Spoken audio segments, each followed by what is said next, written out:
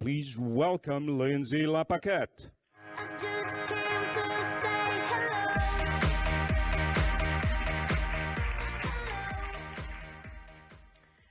The other day, my daughter's 6-year-old friend, Anna, asked me where I was going as I was heading out the door to a mindfulness class. So I told her that I was going to a class that was teaching me to be calm. She looked up at me with her big brown eyes. I don't think I need to go to that class, because I'm already calm. But I think a lot of adults need to go to that class. Because my mommy's always rushing me, but I'm just trying to tell her a story. And my daddy gets mad when I can't fall asleep at night, because he has a lot of work to do. This little girl has already understood that when people get stressed, it impacts how we interact with others. By definition, being an adult means having a lot of things to do. Sometimes getting everything checked off of our to-do list can feel like a game of whack-a-mole. Your heart rate's a bit faster, your senses are on high alert, you're just waiting for those moles to pop up so you can whack them back down, but they just keep popping up. Sometimes, the only way to win is to choose not to play.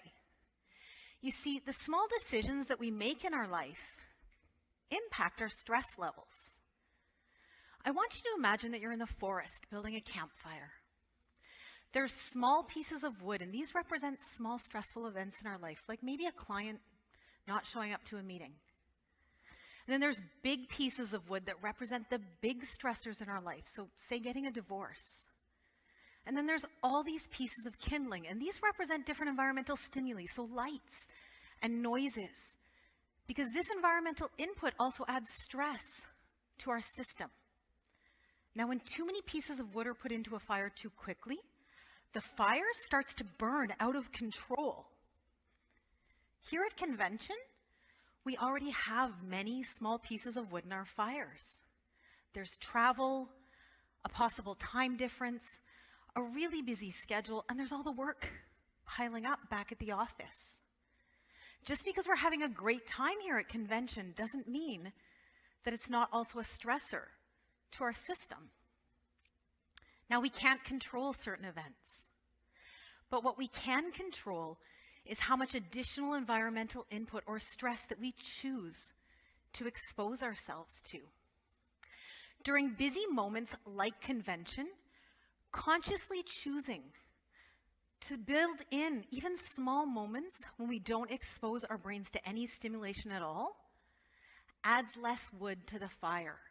It leaves us less irritated by events like the ones described by Anna.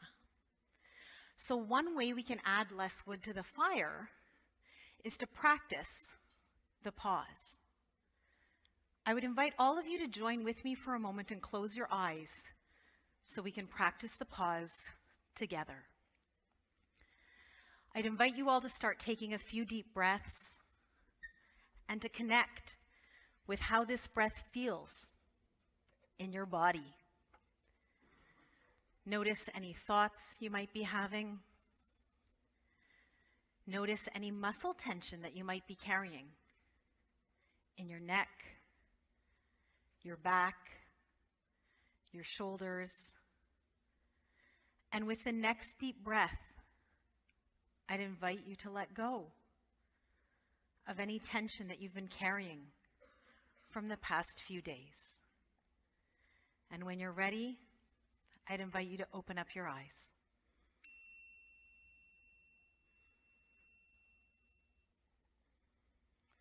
Practicing the pause regularly can be the difference between going home from Convention in a tired and cranky state and going home in a relaxed state. As we all continue to have a fantastic time here together at Convention, I'd invite each of us to simply be mindful of how much additional wood we're choosing to throw into our fires. Thank you.